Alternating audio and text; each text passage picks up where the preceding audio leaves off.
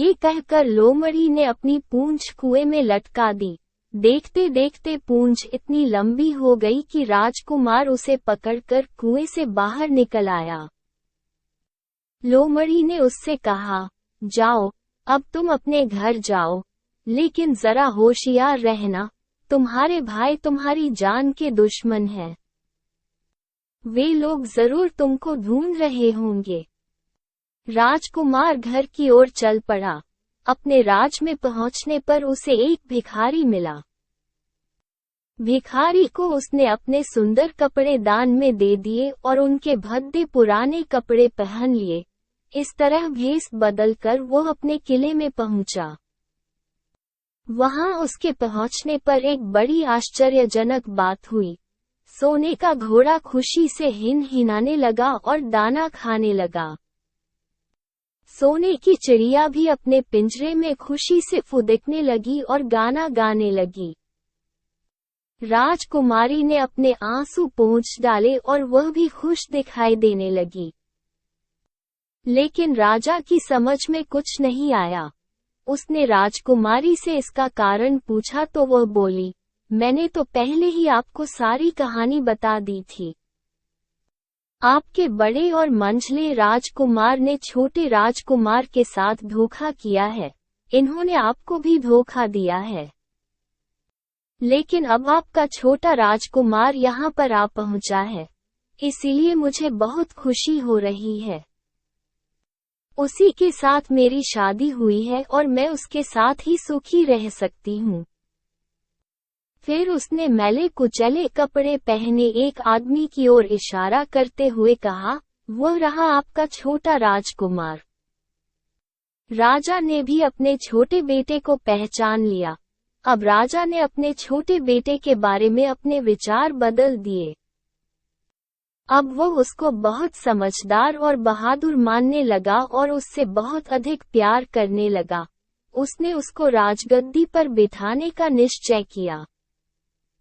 बड़े और मंझले राजकुमार ने अपने छोटे भाई को ही धोखा नहीं दिया था बल्कि राजा को भी धोखा दिया था। इससे राजा उनसे बहुत नाराज था। उसने उन दोनों को अपने राज्य से निकलवा दिया। इसके बाद बड़ी धूमधाम के साथ राजकुमारी के साथ राजकुमार का विवाह हुआ और दोनों सुख से रहने लगे। लेकिन राजकुमार उस लोमड़ी को नहीं भूला था जिसने उसकी सहायता की थी। एक दिन समय निकालकर वह जंगल में उस लोमड़ी की खोज में निकला। बहुत ढूंढने के बाद एक पेड़ के खोखले भाग में उसने उस लोमड़ी को चुपचाप बैठे हुए देखा।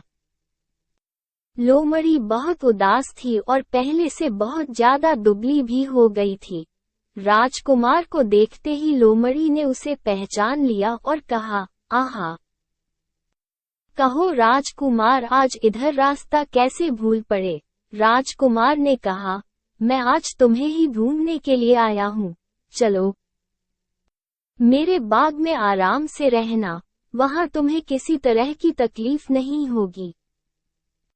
यहाँ तो जंगल में तुम्हें खाने पीने की तकलीफ होती होगी और जंगली जानवरों और शिकारियों का डर बना रहता होगा।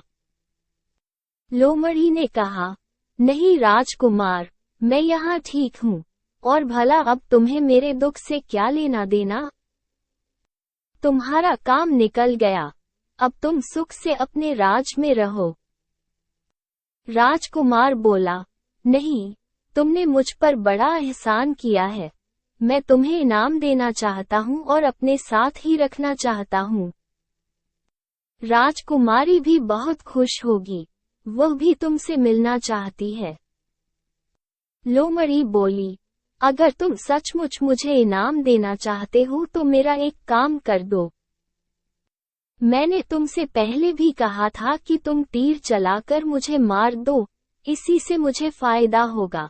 असल में एक जादूगर ने मुझ पर जादू कर रखा है।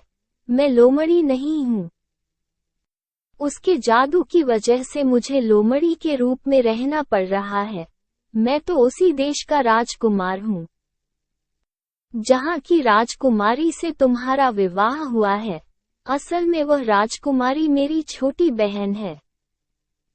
अगर तुम तीर चलाकर मुझे मार दोगे तो इस जादू से मुझे मुक्ति मिल जाएगी और मैं फिर अपने देश लौट सकूंगा। राजकुमार को ये सुनकर बड़ा आश्चर्य हुआ। उसने फौरन अपने धनुष पर तीर चढ़ाया और लोमड़ी की ओर छोड़ दिया। तीर के लगते ही लोमड़ी मर गई और उसमें से एक सुंदर सा राजकुमार निकल आया। फिर दोनों राजकुमार आपस में गले मिले। इसके बाद दोनों राजकुमार वापस महल में लौट आए। वहां राजकुमारी अपने भाई से मिलकर बहुत खुश हो गई थी। शिक्षा। हमें इस कहानी से यह शिक्षा मिलती है कि हमें कभी किसी को नुकसान नहीं पहुंचाना चाहिए और सदैव अच्छे काम करने चाहिए, क्योंकि बुरे काम का नतीजा भी बुरा ही होता है। जैसे इस कहानी में दोनों राजकुमारों के साथ हुआ है। दोस्तों, ये कहानी यहीं खत्म होती है। आपको ये कहानी कैसी लगी? अगर अच्छी लगी तो अपने दोस्तों को भी यह कहानी शेयर करना।